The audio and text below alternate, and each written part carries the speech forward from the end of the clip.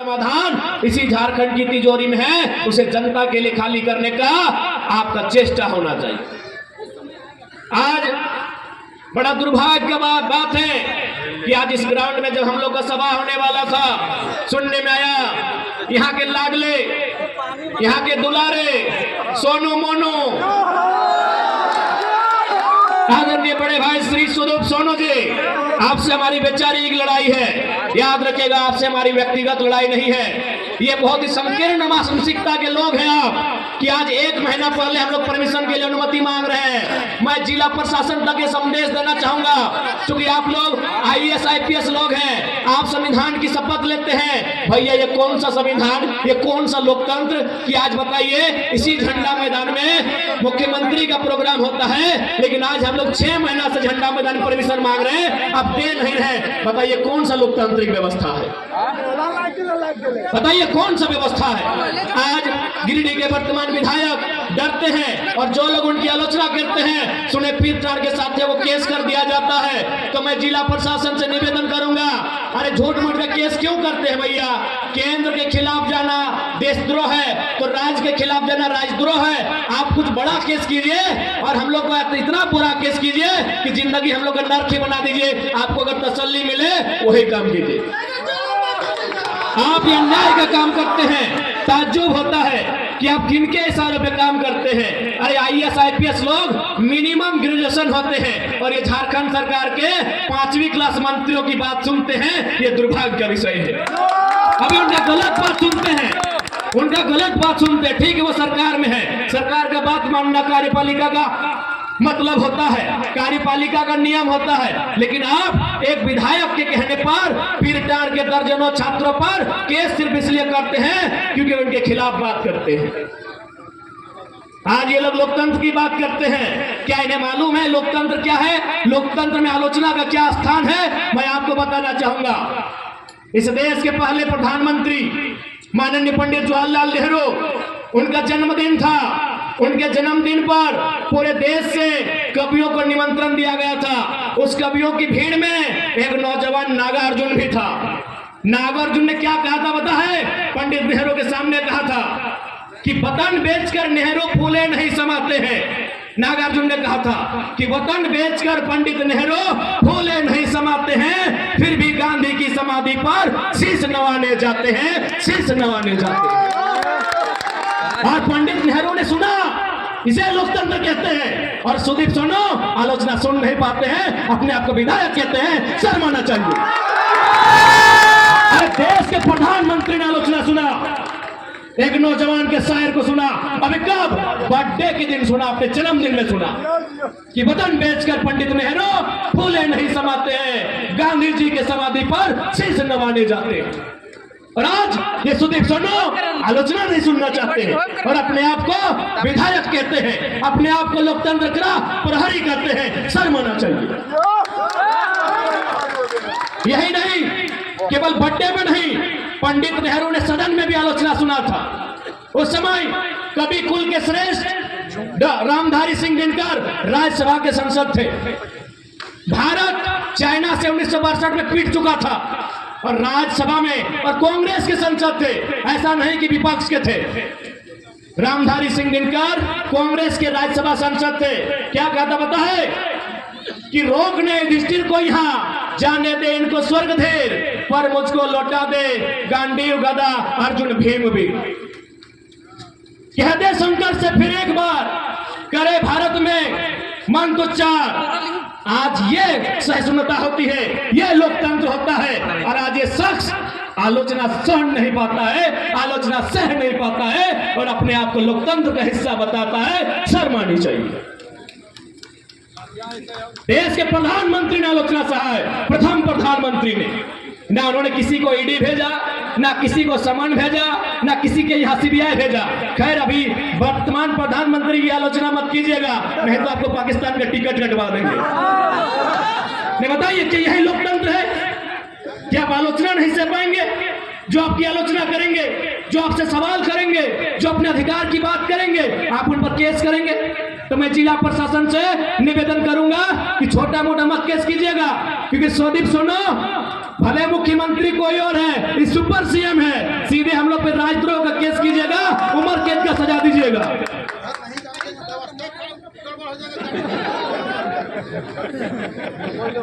मैं जिला प्रशासन से निवेदन करूंगा, क्या झूठ मूठ का केस करते हैं, 107 करते हैं, 353 करते हैं। अरे कोई ऐसा मुकदमा कीजिए जो हम लोग को सीधे उम्र कैद की सजा हो, उसे हम लोग स्वीकार करेंगे।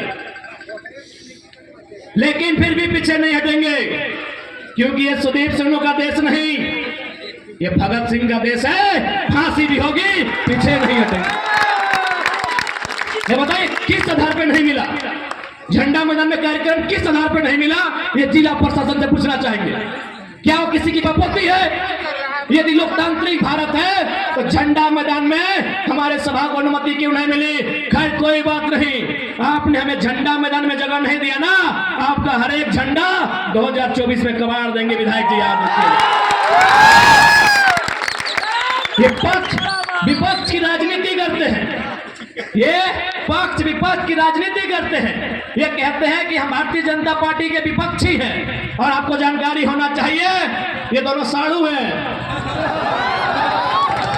ये दोनों साड़ू हैं। सुदीप सोनू और निर्भय शाहबादी, ये दोनों साड़ू हैं। दोनों का कंपनी में फैक्ट्री में 50-50 का पार्टनरशिप है। ये दोनों साड़ू, ये दोनों साड़ू और झारखंडी बुड़बक, ये दोनों साड़ू है।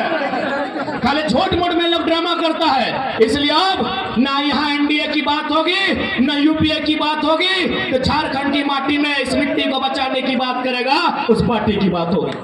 दोनों साड़ू है। सुने डीसी का भी योगदान है, अब वर्तमान की पूर्व नहीं मालूम। दोनों साड़ू को डीसी भी सहयोग करते हैं कि कहे आप लोग अकेले माल हड़प रहे हैं, 2-4 हिस्सा हमें भी दीजिएगा। यही हमारे लोकतंत्र की तस्वीर है आपके साथ। इसलिए आज इन लोगों को सबक सिखाने के लिए, इन लोगों को इनकी औकात बताने के लिए, आप भी सोचते होंगे कि भाई झारखंड में 14 लोकसभा है, जमशेदपुर में आपका डिमांड है, रांची में आपका डिमांड है, धनबाद कोयला नगरी में आपका डिमांड है, आपने गिरिडीह को क्यों चुना? तो मैं बताना चाहूंगा कि दिल्ली लोग एरोप्लेन से जाते हैं, और झारखंड की सबसे ऊंची चोटी का नाम पारसनाथ पहाड़ है, वहीं से छलांग मारेंगे। इसीलिए चुना है, कोई तथ्य है इसीलिए चुना है पारसनाथ पहाड़ को, कि हम लोग स्टेशन जाने का इरादा नहीं है, मूड भी नहीं है। यही पारसनाथ की चोटी 4480 फीट की ऊंचाई में जो पारसनाथ है, वहीं से दिल्ली जाने की तैयारी है। ये आशीर्वाद और दुआ आपका होना चाहिए, ये संदेश लेकर आए आज। और हम लोग कहना चाहेंगे, यदि गिरिडीह लोकसभा हम लोग फतह करते हैं, जैसा हमें जानकारी है, गिरिडीह लोकसभा में सिर्फ टाउन में केवल सदर में 200 प्लांट है, केवल सदर में 2000 फैक्ट्रियां हैं, और हर एक फैक्ट्रियों में, हर एक प्लांट में यहाँ के विधायक सांसद दोनों को दक्षिणा जाता है, दोनों को चंदा जाता है। हम लोग वचन देते हैं, अगर गिरिडीह फतह करते हैं तो चंदा के धंधा को बंद किया जाएगा और उससे रोजगार का सृजन किया जाएगा। आज बताइए क्या नहीं दिया हमने? आज गिरिडीह में सीसीएल, धनबाद में बीसीसीएल, रामगढ़ में सीसीएल, गोड्डा में एसीएल, रांची में CMPDI, coal India of India. India में जो कोल इंडिया है उसकी 8 यूनिट होती है। सुदीप सोनू जी भी थोड़ा सुन लेंगे, क्योंकि हमको उम्मीद है नहीं जानते हैं। यही तो खासियत है कि हम केवल लीडर नहीं है विधायक जी, टीचर भी हैं। वीडियो देख के सीख लीजिएगा, सीख लीजिएगा। और ऐसे भी हमारे भाषण का नकल करते हैं, उनके सहयोगी हमें बताए हैं। विधानसभा के भीतर हमारे भाषण को इन्होंने नकल करके रखा है। अच्छी बात है, बच्चे, इस बच्चे के लिए गर्व की बात है। तो सुनिए माननीय विधायक जी, क्योंकि हमने कोयला पे बात किया है, गिरिडीह में सीसीएल है। कोयला की 8 यूनिट होती है कोल इंडिया की, BCCL, CCL, ECL, WCL, NCL, MCL, ACCL, CMPDI 8 unit होती है। और दुर्भाग्य का विषय आपको बताएंगे कि 4 यूनिट झारखंड में है, बीसीसीएल झारखंड में, सीसीएल झारखंड में, ईसीएल झारखंड में, सीएमपीडीआई रांची झारखंड में, और हेडक्वार्टर कलकत्ता में है। ये झारखंड का दुर्भाग्य है। इसलिए आज कोयलांचल की नगरी में हम ये भी संदेश देंगे कि यदि गिरिडीह संसद के माध्यम से हमारी एंट्री लोकसभा में हुई तो विधानसभा, माफ कीजिएगा, लोकसभा के स्पीकर के सामने, माननीय प्रधानमंत्री जो उस समय होंगे उनके सामने हम सीधा सवाल करेंगे कि यदि कोयला की 4 यूनिट झारखंड में है तो हेडक्वार्टर कलकत्ता में क्या कर रहा है? चलिए झारखंड लेके आइए, झारखंड लेके आइए। हेडक्वार्टर धनबाद होगा, बोकारो होगा, रांची होगा, गिरिडीह होगा, कलकत्ता नहीं होगा। अब अन्याय झारखंड नहीं सहेगा, नहीं सहेगा झारखंड अब अन्याय। बताइए, आप ही बताइए कि हमारी मांग गलत है? 8 यूनिट में 4 यूनिट झारखंड में, हेडक्वार्टर कलकत्ता में। लेकिन दुर्भाग्य देखिए, आज 23 साल के झारखंड में कोई सांसद ऐसा नहीं हुआ जो ये सवाल सदन में करे कि कोयला का हेडक्वार्टर अब कलकत्ता नहीं धनबाद होना चाहिए। कहे सबको हिस्सा जाता है, सबको हिस्सा जाता है। कोयले की काली कमाई में सबका हिस्सा जाता है, इसलिए आज तक किसी ने सवाल नहीं किया। और एक ताज्जुब की बात आपको बताएंगे, दामोदर वैली कॉरपोरेशन, हिंदी में दामोदर घाटी निगम, उसकी परियोजना कहाँ है पता है? धनबाद नदी में दामोदर के किनारे, बोकारो में दामोदर नदी के किनारे, रामगढ़ में दामोदर नदी के किनारे, हजारीबाग, चतरा, लातेहार में दामोदर नदी के किनारे। हेडक्वार्टर कलकत्ता में है। ये सवाल संसद में होगा। कितना अन्याय हुआ है झारखंड के साथ। यदि हम उस दास्ता को कहने लगे तो ये सूर्यास्त होके उदय होगा, अस्त होगा, फिर उदय होगा, लेकिन हमारी दास्ता कम नहीं होगी। आज इतना जुल्म केवल और केवल झारखंड में हुआ है। इसीलिए किसी ने कहा कि हमार पानी हमार पसीना, कि हमार पानी हमार पसीना और बिजली जले तो शेख हसीना। हमें एक बात कहेंगे, हमें बांग्लादेश की प्रधानमंत्री शेख हसीना से आपत्ति है, बाकी हमारे फरजान भाई हैं, इनकी भी फुआ शेख फातिमा है, उन बिजली चलाए, हमें आपत्ति नहीं है। हाँ, हम कहना चाहेंगे हमारे फरजान भाई हैं, आदे शेख साहिद भी आए हैं, सानिया बहन भी आई है, और रिजवान दौलेडी है, और हमारे रोकी शेख भी हैं, तो उनकी भी फुफी जान का नाम शेख फातिमा है। वो बिजली जलाए, हमें आपत्ति नहीं है। हमें ये आपत्ति है कि पानी हमारा, पसीना हमारा, बांग्लादेश की प्रधानमंत्री क्यों जलाएगी, ये बात की आपत्ति है। बाकी हमारे फरजान भाई हैं, इनकी भी फुफी जान का नाम शेख फातिमा है, वो जलाए, हमें कोई आपत्ति नहीं। ये तकलीफ की बात है, ये तकलीफ की बात है कि झारखंड के साथ इतना दुराचार होता है। इसलिए आज उन दुराचार को रोकने के लिए, झारखंड में सदाचार को बहाल करने के लिए, कदाचार को मिटाने के लिए आज झारखंड के जनमानस को, झारखंड की युवा पीढ़ी को, राजनीतिक महत्व को, राजनीतिक समझ को आपके अंदर एक चेतना बनाकर जागृत करना होगा। क्योंकि राजनीति से ही देश चलता है, राजनीति से ही राज्य चलता है। राजनीति से दूर भाग के आप विकास उन्नति की बात नहीं कर सकते। आज बताइए, अन्याय ही है। इसी बिहार प्रदेश में एक विधेयक आता है, उस विधेयक का नाम होता है 75% आरक्षण। माननीय राज्यपाल बिहार के उसे स्वीकार कर लेते हैं। इसी झारखंड में और एक विधेयक आता है, सेम टू सेम, वहां 75 था, यहाँ 77 था। राज्यपाल वहां स्वीकार करते हैं, झारखंड में अस्वीकार करते हैं। ये झारखंड की तस्वीर। झारखंड में राज्यपाल भी देखिए क्या काम कर रहे हैं, राज्यपाल भी देखिए किस कदर बायस्ड होकर काम कर रहे हैं। राज्यपाल जो एक महामहिम का उत्तराधिकारी कहा जाता है, राष्ट्रपति महोदया का उत्तराधिकारी राज्यपाल को कहा जाता है, आज बताइए वे भी क्या काम कर रहे हैं।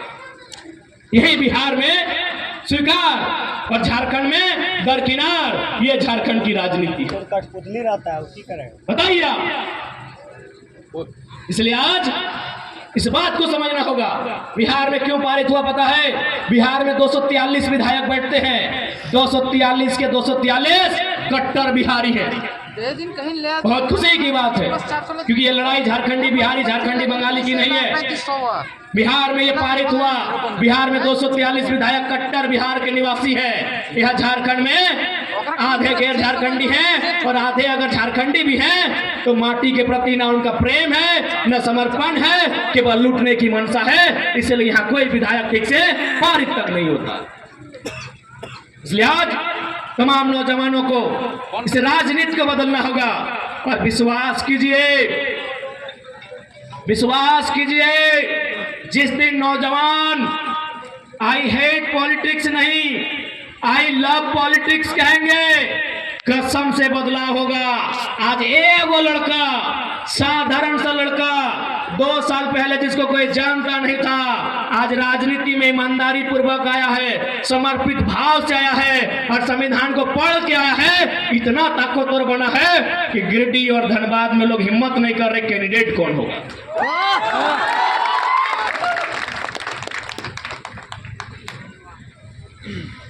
आज हिम्मत नहीं कर पा रहे हैं गिरिडीह और धनबाद का कैंडिडेट कौन होगा। एक लड़का, एक 29 साल का लड़का आज दुनिया की, इस विश्व की सबसे बड़ी पार्टी को सोचने पे मजबूर किया है। सोचिए, एक के जगह जिस दिन 1000 नौजवान ऐसे आएंगे, क्या बदलाव राज्य में हो सकता है। सोच के देखिए, एक लड़का, एक आवाज, एक दहाड़ और दिल्ली आज डगमग है। आज माननीय अमर कुमार बावरी भारतीय जनता पार्टी से विपक्ष का नेता है। इसमें उनकी काबिलियत नहीं है महोदय, क्योंकि वो जेबीएम से विधायक थे, दल बदलू है, लेकिन फिर भी भारतीय जनता पार्टी में सम्मान मिला क्योंकि आंदोलन हो रहा था बोकारो में और आंदोलन टाइगर श्रीराम महतो कर रहा था। यही मांडू के विधायक माननीय श्री जयप्रकाश भाई पटेल आज विपक्ष के सचेतक बने हैं। ये भी दल बदलू है, झारखंड मुक्ति मोर्चा से बीजेपी में गए हैं। ये सम्मान उनकी योग्यता पे नहीं मिला है। देखा कि कौन लड़का है, नारे एक रे घरवा के लग रहे जाट भैया लोग, चलिए एक ऊपर उठाइए, एक को ऊपर उठाइए, अगला को दबाना है। तो ये 2 साल का रिपोर्ट कार्ड है आपके सामने। एक महोदय गए रामगढ़ से सांसद राज्यसभा, बुढ़ारी उम्र में गए हैं। क्यों? क्योंकि बिहार के माननीय नीतीश कुमार ने भी देखा कि आंदोलन करने वाले लोग कौन हैं, राज्यसभा भेजने का काम। एक लड़का आज राज्य में उथल पुथल मचा के रखा है और शायद हो सकता है कि धनबाद, जिसे पूरे झारखंड की 14 लोकसभा में हॉट सीट कहा जाता है, कोयला का सल्तनत कहा जाता है, उस कोयले की सल्तनत में 1952 में पहला चुनाव हुआ था। शायद 2024 में उम्मीद है पहली बार कोई खतियानी बेटा को नेशनल पार्टी शायद टिकट दे दे। ये उसकी योग्यता नहीं होगी, ये एक लड़के की धाकड़ आवाज का परिणाम है। एक लड़के की आवाज का परिणाम है। एक लड़के की आवाज से आज झारखंड की राजनीति की तस्वीर बदली है। सोच के देखिए, वो संख्या जिस दिन 100 होगी, वो संख्या जिस दिन 1000 होगी, वो जिस दिन संख्या लाख होगी, और खासकर जिस दिन संख्या लाख होगी, अच्छे अच्छों की खाक हो जाएगी। इस बात को याद रखिए। बताइए, दुनिया की सबसे बड़ी पार्टी कितना मेहनत करती है। भले हम भारतीय जनता पार्टी की नीतियों की आलोचना करते हैं और करेंगे, लेकिन इस बात की प्रशंसा कीजिए कि दुनिया की सबसे बड़ी पार्टी, उसको इतना फुर्सत है कि जयराम महतो को वॉच कर रही है, रिपोर्ट भेज रही है कि गिरिडीह धनबाद खबरदार। दुनिया की सबसे बड़ी पार्टी इस लड़के को वॉच कर रही है, पल पल का खबर भेज रही है कि गिरिडीह लोकसभा, धनबाद लोकसभा में खबरदार। यह एक पारसनाथ का मतवाला टाइगर आया है जो किसी से झुकने वाला नहीं है। वो जब बोलता है सबकी खोल के रख देता है। सोचिए, इसलिए आज नौजवानों, इसलिए नौजवानों, मैं आपसे आग्रह करूंगा, राजनीति को समझिए। इसलिए आप लोग राजनीति को समझिए। राजनीति को नहीं समझेंगे तो हमारा हाल क्या होगा। बहाली अब देखिए ना, जनरल कोटा में 61 बहाली था, 61 बहाली था ना, जनरल कोटा में शिक्षकों की थी ना, जेई, सॉरी माफ कीजिएगा, जेई में 61 बहाली था। आपको जानकारी होना चाहिए 39 यूपी बिहार राजस्थान के लोग ले गए, आपके हिस्से में 22 आया, और कसम से बोलते हैं उस 22 में भी बहुत सारा बिहार का लोग झारखंडी बना है। बना। अरे ये तो मालूम हुआ कि अभी उसका मूल पता क्या है, बताइए आपके हिस्से में क्या आ रहा है? 0। अभी बताइए, पढ़ने लिखने वाले नौजवान, गिरिडीह, हजारीबाग, धनबाद ये पढ़ा लिखा क्षेत्र है, पढ़ाई लिखाई में कोई कमी नहीं है, लेकिन देखिए आपके हिस्से को कहां बेचा जा रहा है। हम वोट बेचते हैं, वो हमारी नौकरियों को बेचते हैं। 27 लाख में पेपर लीक हुआ, मालूम होगा आपको। सीजीएल की परीक्षा आप भी दिए थे, नौजवान यहाँ बैठे हैं, यहाँ वो लगता है दर्जनों नौजवान हैं जो सीजीएल की परीक्षा में बैठे हैं। बताइए कितना अन्याय इस राज्य के साथ होता है। आप सोच के देखिए क्या अन्याय इस राज्य के साथ होता है। आइए से बैठिए।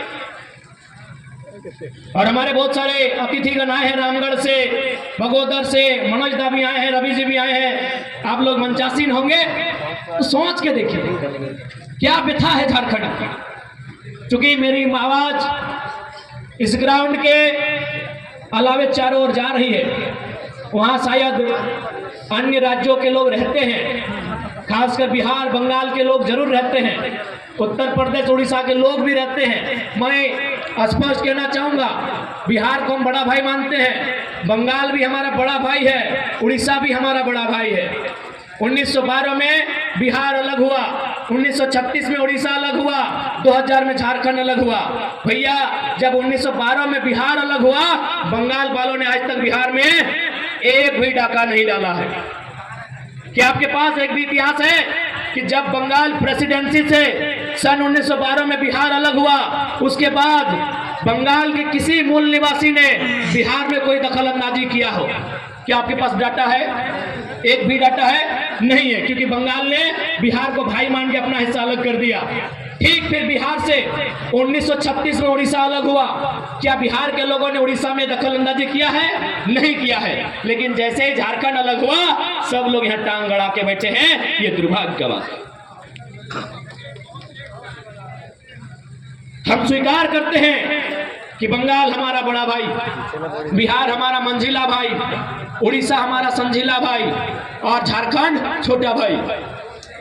बंगाल के पास 88,752 वर्ग किलोमीटर की धरती है, बिहार के पास 94,163 वर्ग किलोमीटर की धरती है, उड़ीसा के पास 1,55,707 वर्ग किलोमीटर की धरती है, और झारखंड के पास सबसे कम 79,714 वर्ग किलोमीटर की धरती है। भैया जब हम आपकी जमीन पे नजर नहीं गड़ाते हैं, आपको कोई अधिकार नहीं है हमारी जमीनों पर, हमारे रोजगार पर नजर गड़ाने का। एक छोटा भाई आपको संदेश देता है।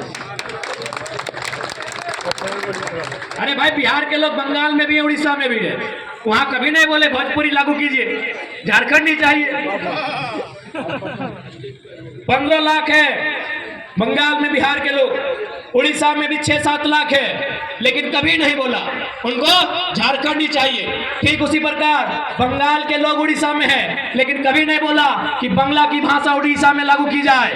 इन्हें सबको केवल झारखंड चाहिए, लूटने के लिए, खसोटने के लिए, चबाने के लिए झारखंड चाहिए।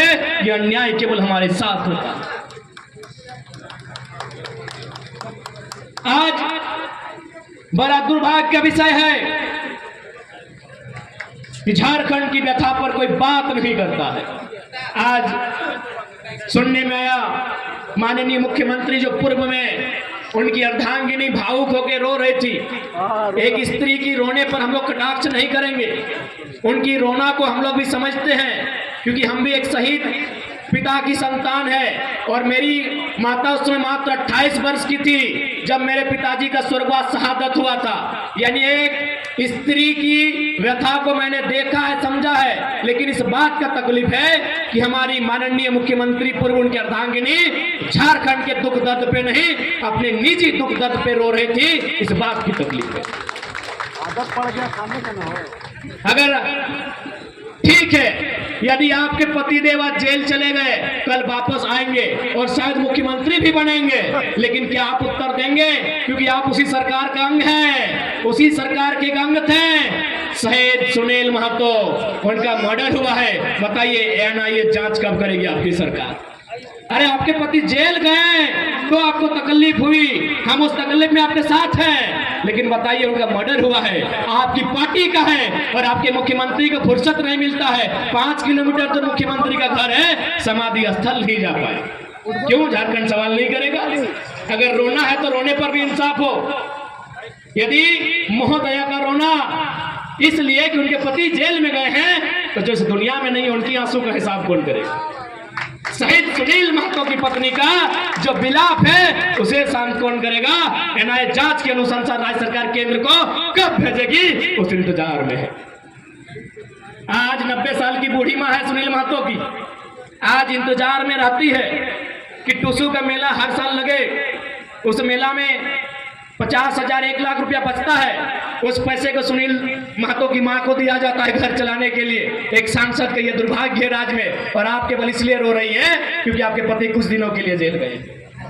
आपकी सहानुभूति में साथ हैं, झारखंडी होने के नाते उनके विचारों से हमारी लड़ाई है, हम आपके साथ हैं, लेकिन आपको इस बात को भी याद रखना होगा, इसी राज्य में आप ही के पार्टी के सांसद की एक नहीं महोदया 12 गोलियां दम दनादन सीने में उतारी गई है, उस पर आंसू कब आएगा, ये सवाल पूछता है झारखंड।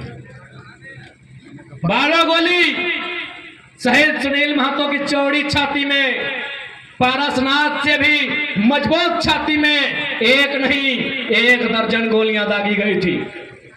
उसका हिसाब कौन लेगा?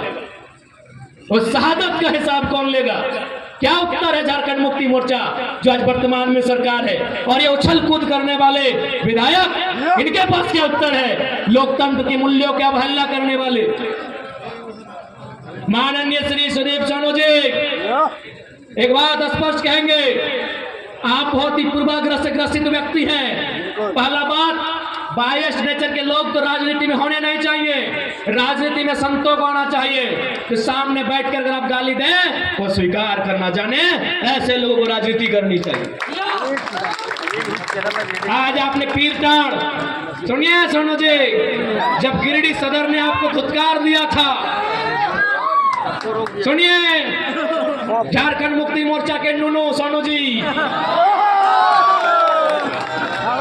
जब गिरिडीह सदर में 2 बार हारे थे ना, गिरिडीह सदर में 2 बार पानी पानी हुए थे, यही निर्भय सदाबादी जो आपके साड़ू हैं, जिनके साथ आपका व्यापार चल रहा है, 2 बार उठा के पटका था, पानी पानी हो गए थे सोनू जी। तब पता है किसने आपको वोट देके जिताया था? पीर टाण की धरती ने, याद रखिएगा। अरे आपको गिरिडीह ने पूछा भी नहीं था, सुनिए सोनू जी, गिरिडीह ने आपको पूछा नहीं, आपको छूछा बनाया था गिरिडीह ने, आपको पीर टाण ने प्यार दिया, दुलार दिया, और बदले में आपने क्या दिया? FIR दिया है। नक्सली बनाने की धमकी देते हैं तो कसम से याद रखिएगा, मरना तो सबको है, पागल मत कीजिएगा, न जिस दिन पगला गए ना, पगला गए ना, हिसाब लेंगे। पीर टाण तो छोड़िए, एक गांव में घुसने देंगे सोनू जी, एक गांव नहीं घुसने देंगे। बहुत बड़ा सरकार का नूनू बन के बैठे हैं, एक गांव नहीं घुसने देंगे पीर टाण का। मजाक समझ लिए क्या? केस करेंगे, चुन चुन के केस करेंगे, अरे घंटा कर लेंगे केस से।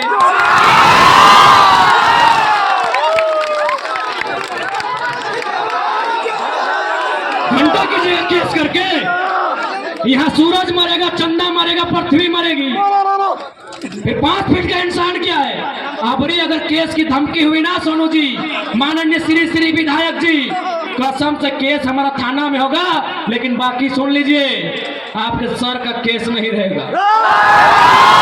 केस करने की धमकी देते हैं, सरकार के गोद में बैठे हैं। अरे कितना गोद में बैठिए, सरकार आपको दलाली ही करवाएगी, मंत्री तो बसंत सोरेन को ही बनाएंगे। सुनिए श्री सुदीप कुमार सोनू जी आदरणीय बड़े भाई, बिल्कुल बड़ा भाई है आप। ये जो दलाली कर रहे हैं, चमचाई कर रहे हैं सरकार की, कुछ भी कर लीजिए, घंटा मोड़िया पटक दीजिए, ढेके साज दे, ढेकिया मोड़ी साज देना रे सोनू दा।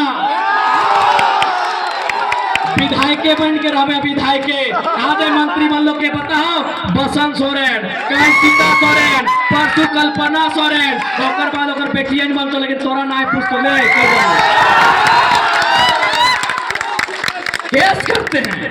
केस क्या करते हैं जी? पुलिस आपका, प्रशासन आपका, गोली मरवा दीजिए। केस क्या करते हैं?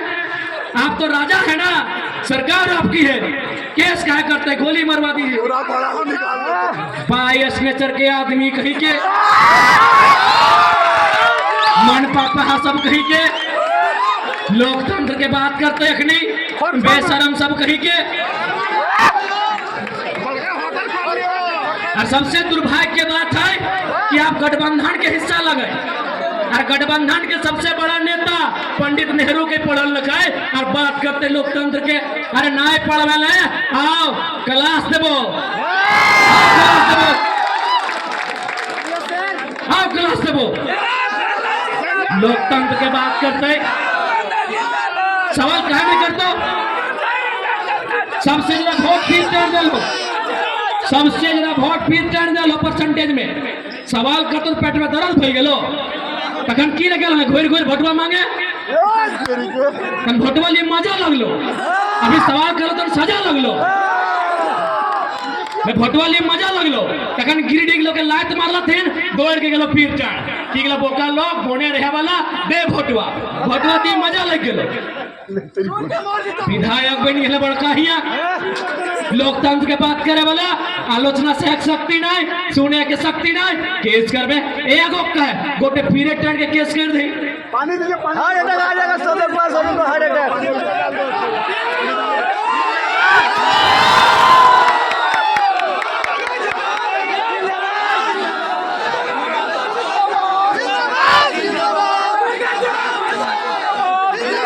इसलिए सीधा संदेश देंगे विधायक जी, सुन विधायक,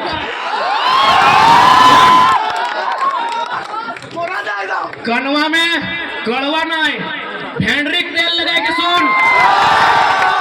और ऐसे भी सबसे ज्यादा भाषण हमारे तो ही सुनने हैं, नुकाए नुकाए सुनने हैं, बिना फॉलो करके, बिना सब्सक्राइब करके सुनने हैं।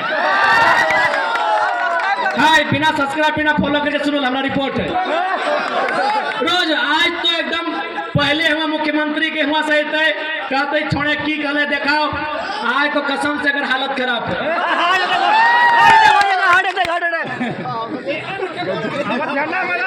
आज सुन ले, अब पहला बात धोनी का स्पष्ट कहो, अब यदि कोई जात और धर्म के नाम पे वोट मांगतो, एकदम सीधा चेत दी हो, कोई चांस नहीं है, कोई चांस ना। यहाँ जितना भी जान बैठल है, सब कोई कोनो न कोनो धर्म के माना है, कोई सनातन के माना है, तो कोई इस्लाम के माना है, कोई सरना के माना है, कोई सिख के माना है, कोई ईसाइयत के माना है।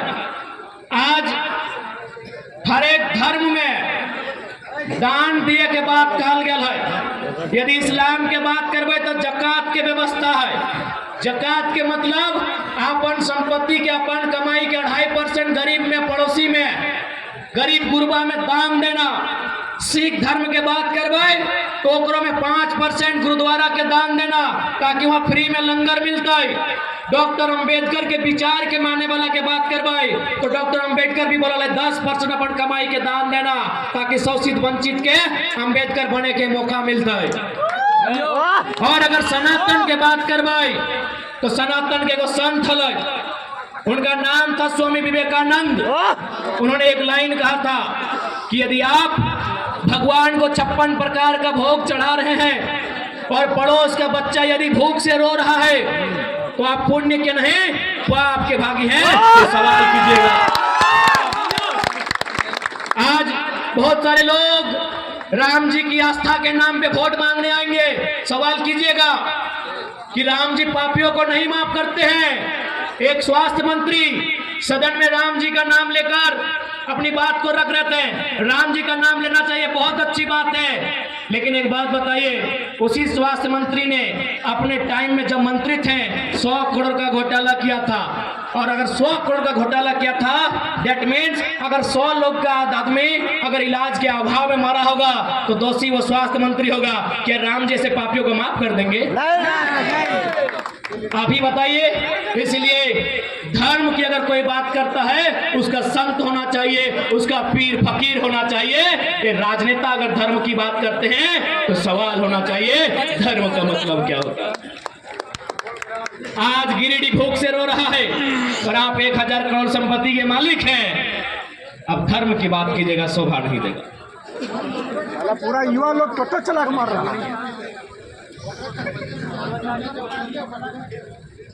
अरे अर्जुन दा टेंशन नहीं ले, तो रथ अब 24 में तैयार है। अर्जुन दा तो रथ तैयार है, तो रथ में तोर साथ साथ अब बहुत सारा महारथी बैठता है।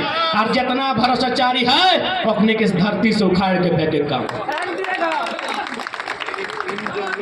धीरज रख अर्जुन दा, तो रथ तैयार भय रहा है, सज रहा है, सबके पाई पाई के हिसाब ले भाई। अरे अभी एगो टाइगर है, अभी देखना। अब तो रिजवान अभी की कहला हरे राम हरे हरे, तो हर घर से अभी टाइगर अब थे। एखनी अभी पेटवे दर्द है, कसम से 4-5 गो टाइगर निकाल गए। पता नहीं एखनी की रोग धरते।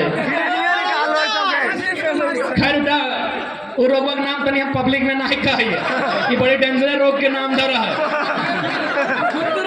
कोई सिर का है, अजय भी है, पता नहीं की रोग धरता इलाके। अभी एगो आले से अगबकाए गए थे, झंडा मैदान नहीं मिलतो। अरे ठीक है, टेंशन नहीं ले। ये अगर विधायक लगे ना तो सांसद जिताओ ना, सांसद जीत के भाई और सबसे पहले स्वागत सभा झंडा मैदान में होते। अगर झंडा उखाड़ झंडा मैदान बपोती बुझला है ना, MP चुनाव जीते, अगर जीत गलियो तो प्रॉमिस हो, जीत जाएगा। अगर जीत लियो तो प्रॉमिस हो झंडा मैदानी नहीं दे ना। MP बनल बाद कभी विधायक लगे निचुरो जीत जाए दे। झंडा मैदान में 7 दिन तक हमने झंडा लहराता है। हमारा बुझाए से समय कहीं टूर में नहीं भाग जो न, पक्का अगर टूर भागे बता। अरे इतना हिम्मत ना है यार कि टाइगर गरजता यार 7 दिन या सुन के बर्दाश्त कर लेते। अगर टूर में जाए बता, MP अगर निकल गए सिटवा ना, पहला स्वागत सभा झंडा मैदान में भेटाए। चारों कोन झंडा गाड़बाए, लाल पीला हरा सबके झंडा गाड़बाए।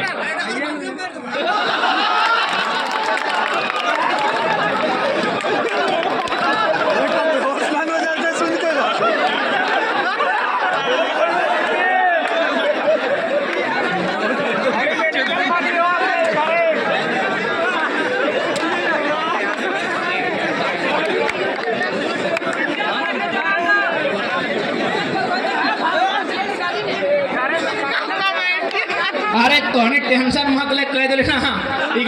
यदि हमें यार इतना संघर्ष करके 12 को बीमारी ले लिए तो 2-4 को दिखला के दे के जीवे, सबके बीपी टेंशन बढ़ा के जीवे। और सुनने में आया GM जी,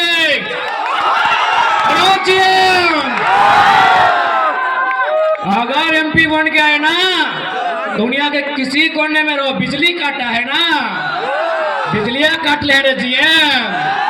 कसम से खाली एगो 2 सीटवा जीते दे, बिजलियां काट ले हैं। तोर घर कहाँ, तोर पता कहाँ, तोर ठिकान कहाँ, सब पर्चा पॉकेट में ले के चलबो। और बाद रे GM के ऑफिस में बैठे हैं, सांसद बोलने बताओ हम कहाँ बैठवाए, PM के ऑफिस में बैठवाए। बिजली काटे हैं रे चोरा, बिजली काटे हैं। जैसे तोर बप्पा के खेत से पानी निकलल हो, तोर बप्पा के नदी, तोर बप्पा के कोयला खदान, बिजली काटले हैं। रोग समय आव है, रोग थीर पानी पत्थर काटे रे, पानी काटले हैं, बिजली काटले है ना, हिसाब करबो तो रो। पद के दुरुपयोग कर ले हैं GM, अपन पद के दुरुपयोग कर ले हैं। अभी लोकतांत्रिक भारत में इस सोनू जी के बात मान ले हैं जीएम साहब, रोक रोक थीर कर करो हिसाब ले वो थीर कर। बड़का जीएम बनल है ना, कितना भसलग लगे सेटा हिसाब किताब सब बेतो बिजली काटल है, साढ़ू बेटा के नौकरी दे है, जकरा देना हो दैले, साढ़ू बेटा के देना हो, सरोजिन के बेटा के देना हो, 24 तक जकरा देना हो